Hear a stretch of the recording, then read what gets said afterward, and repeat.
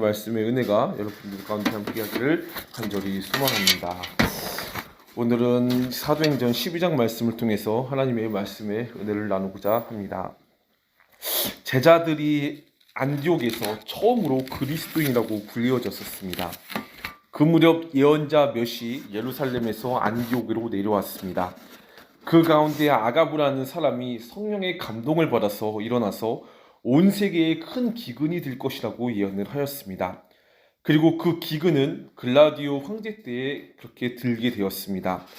그리고 그러한 때에 제자들은 각자 자기 형편에 따라서 목을 정하여 유대에 사는 신도들에게 구제금을 보내기로 결정하였고 구제금을 보내곤 하였습니다. 바로 이것이 사도행전 11장 26절에서 30절의 내용입니다. 근데 이 말씀에 이어서 12장 11절에 보시면 이 무렵이라고 하면서 헤롯 왕이 손을 뻗쳐서 교회에 속한 여러 사람들을 해쳤다고 하였습니다. 근데 여기서 헤롯 왕이 과연 누구를 가리키고 있습니까? 이 헤롯 왕은 당대 갈릴리의 분봉왕이자 글라우디오의 황제의 위임을 받은 유대 총독이었습니다. 근데 주목할 점은 앞서 11장에 보시면 아가부라는 사람이 성령의 감동을 받아서 온 세계에 기근이 들 것이라고 예언을 했었는데 그 예언이 성취된 것을 직접 본 자가 바로 글라디오 황제였고 그로부터 위임을 받은 자가 바로 유대 총족이자 바로 헤롯 왕이었다는 것입니다. 이는 헤롯 왕이 당시 성령에 충만한 사람인 아가부의 기근 예언과 성취를 바라보면서 많은 사람들에게 영향력을 끼치는 인물은 황제도 아닌 그리고 총독도 아닌 바로 성령에 감동된 아가부라는 하나님의 사람임을 알게 되었다고 볼 수가 있습니다. 그로 인해서 헤롯 왕의 심정은 어떻겠습니까? 그는 사람들에게 인정을 받고 싶어 했고 사람들에게 명성을 얻고자 하는 인정받고 싶어 하는 그 욕구가 그 안에서 꿈틀대기 시작했습니다. 이에 대한 성경적 근거는 오늘 본문 3절만 봐도 알 수가 있습니다. 헤롯 왕은 유대 사람들이 이 일을 기뻐하는 것을 보고 이제는 베드로까지 잡으려고 하였다고 합니다. 근데 여기서 이 일을 기뻐하는 것이 과연 무엇을 가리킵니까? 바로 교회에 속한 요한과 야고보를 칼로 죽인 일이었습니다. 그리고 이에 대해서 유대 사람들은 심히 기뻐하였습니다. 그러자 헤롯 왕은 어떠합니까? 더욱더 사람들에게 자신의 명성과 인정을 받는 것을 의식하며 심지어 무교절 기간인데도 불구하고 베드로까지 잡으려 하였습니다. 이를 보면 12장 1절에 헤롯 왕이 손을 뻗쳐서 교회에 속한 몇몇 사람이자 요한과 야고보를 칼로 찔러 죽인 것은 단순히 기독교인들을 핍박하는 것을 넘어서 그 안에는 사람들에게 인정받고자 하는 욕구와 열망이 가득했음을 보게 됩니다. 즉 헤롯은 정치적인 입지를 강화하기 위해서 유대인들의 지지가 그에게 있어서는 너무나 필요했던 것입니다. 그래서 그는 어떻게 합니까? 이는 마치 예수님을 신문한 본디오 빌라도가 자기 민족들에게 칭찬과 인정을 받고자 아무런 죄 없으신 예수님을 풀어주지 않고 오히려 십자가에 못 박혀 죽도록 한 것처럼 이 헤롯 왕도 당시 사람들의 절대적인 지지와 정치적 입지 강화를 위해서 하나님을 기쁘시게 하는 행동보다는 그렇지 않는 결정을 내리게 됩니다. 그리하여 요한과 야고보 등 교회에 속한 사람들을 해하였던 것이죠. 그리고 이러한 그의 욕구에 따른 행동은 계속해서 이어지고 있습니다. 4절에 보시면 헤롯 왕은 베드로도 잡아서 감옥에 가두고 4명으로 짠 그 경비병 4피에게 맡겨서 지키게 하고 있습니다. 근데 생각해보면 야고보와 요한, 베드로 모두 그들은 예수님의 제자로서 당시 세상 가운데에 하나님의 나라를 증거하며 복음을 외치며 당시 사회에 수많은 영향력을 끼치며 살아갔던 자들임을 알 수가 있습니다. 다시 말해 한편으로는 그들 때문에 유대 사회는 복음을 받아들이는 자와 그렇지 않는 자들이 함께 공존하게 되던 사회의 모습이었다는 것이었습니다. 그리고 이에 예수님을 믿지 않는 헤롯 왕은 그렇지 않는 자들의 편에 서서 기독교인들을 타락하며 자신을 지지하는 정치적 영향력을 키우려고 하였습니다. 그래서 기독교인들을 해하고 베드로마저도 감옥에 넣으며 자신의 입지를 굳세게 하고자 하였던 것이죠.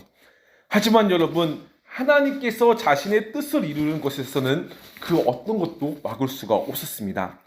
즉 온 유대와 땅끝까지 이르러 하나님의 나라의 복음이 증거된다는 하나님의 뜻을 막을 자는 결코 아무도 없었다는 것입니다.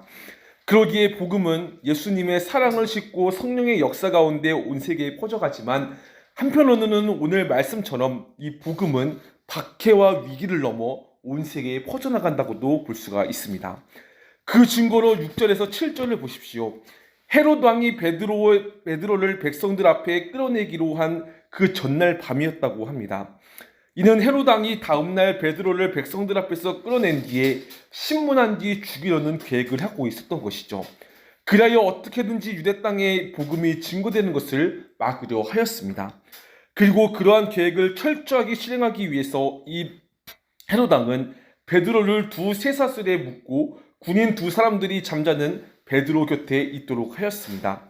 심지어 문 앞에서는 파수꾼들이 감옥을 지키고 있었습니다. 그러나 헤롯 왕의 계획은 어떠합니까? 결국 숲으로 돌아가게 됩니다. 왜냐하면 7절에 보시면 갑자기 주님의 천사가 나타났고 감방에 빛이 비추어서 베드로를 깨워 구출했기 때문이었습니다. 근데 여기서 갑자기 주님의 천사가 나타났다는 것은 갑자기가 아니라 하나님의 철저한 뜻 안에서 이루어진 하나님의 역사였다는 것입니다. 즉 베드로를 통하여 하나님의 나라와 복음이 유대와 온 땅에 퍼지도록 하시는 하나님의 뜻을 이루기 위해서 하나님께서는 베드로를 잊지 않으셨다는 것이죠. 또한 베드로를 위해 기도하는 교인들의 기도를 들으셨기에 하나님께서는 천사를 보내어 베드로를 구출하시며 헤롯 왕의 철저한 계획을 철저히 몰살시켜 버리셨던 것입니다. 이에 대해서 헤롯 왕은 어떠합니까? 베드로를 찾지 못한 경비종들을 문초한 뒤에 그들을 사형에 처했습니다. 그리고 그는 어디로 갑니까? 유대를 떠나서 가이사라로 내려가서 한동안 거기에서 지내게 됩니다. 즉 헤롯 왕은 먹이를 놓친 사자처럼 마음이 상하였고 더군다나 베드로에 대한 유대인들의 기대를 만족시키겠다고 그들을 기대에 부풀게 하며 거만을 떨던 그의 얼굴은 수치로 먹칠을 하게 되었던 것입니다. 그리하여 헤롯 왕은 가이사라로 떠나게 되었습니다. 성도 여러분, 오늘 이러한 하나님의 말씀을 통해서 우리에게 주시는 하나님의 말씀의 교훈이 과연 무엇입니까? 첫째로는 우리 성도들은 사람들의 칭찬과 명성과 인정에만 갈급해하며 하나님을 의식하지 않고 사람을 의식한 채로 삶을 살아가면 안 된다는 것입니다. 헤롯 왕은 백성들에게 받고자 하는 지지와 명성과 칭찬에 목말라 그들이 원하는 대로 기독교인들을 잡아 죽이려고 했고 핍박을 하였습니다. 하지만 그의 계획은 야고보와 요한이 죽고 베드로를 감옥에 넣었고 어느 정도 이루어진 것 같았지만 결국엔 하나님에 의해서 실패되고 가이사라로 도망가게 됩니다. 왜냐하면 하나님께서 막으셨기 때문이고 하나님께서는 미련하고 오만한 자들을 자신의 꾀에 넘어가도록 하시는 분이시기 때문이었습니다. 근데 마찬가지입니다. 오늘날 우리가 살아가는 동안 사람들로부터 칭찬과 인정을 받고자 하는 욕망에만 사로잡히게 되면 우리는 하나님의 뜻에 맞건 안 맞건 악한 일을 꾸미고 계획하게 됩니다. 그러나 이러한 욕망은 자신의 자존감을 사람들의 칭찬의 여부에 두었기 때문에 일어나는 행동들입니다. 즉 우리의 자존감을 하나님의 뜻에 맞추어 살아가는 것에 초점을 두기에 우리의 자존감을 하나님의 뜻에 맞추어 살아가는 것에 초점을 두지 않기 때문에 우리는 언제나 우리의 칭찬과 명성을 얻고자 하는 욕망에 빠져 잘못된 길로 살아가게 된다는 것입니다. 그러므로 우리는 먼저 우리의 자존감을 하나님께 두어야 할 것입니다.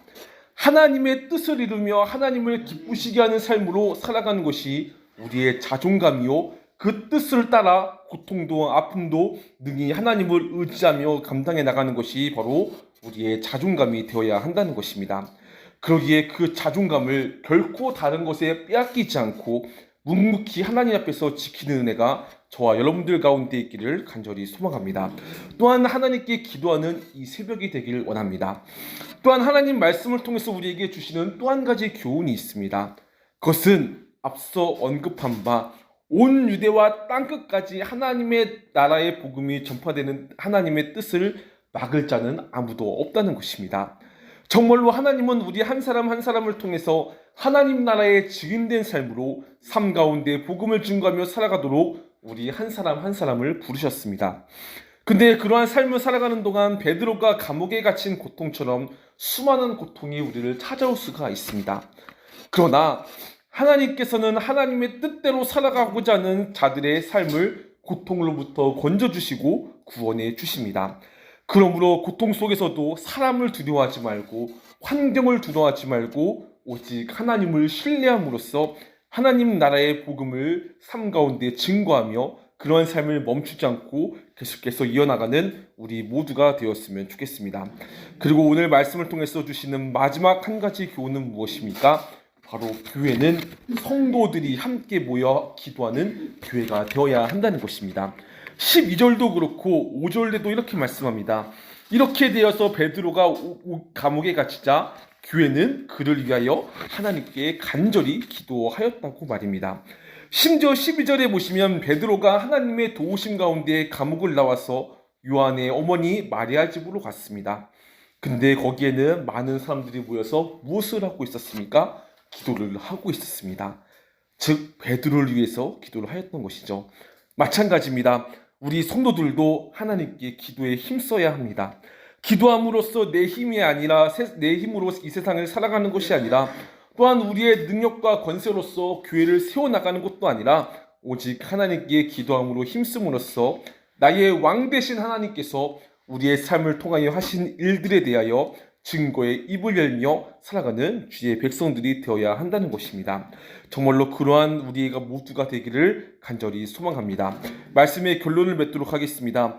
하나님의 뜻은 반드시 이루어집니다. 박해가 와도 이루어집니다. 고통이 와도 이루어지는 것이 하나님의 뜻입니다. 무엇보다도 하나님은 하나님의 뜻을 우리의 삶을 통하여 이루어 가십니다.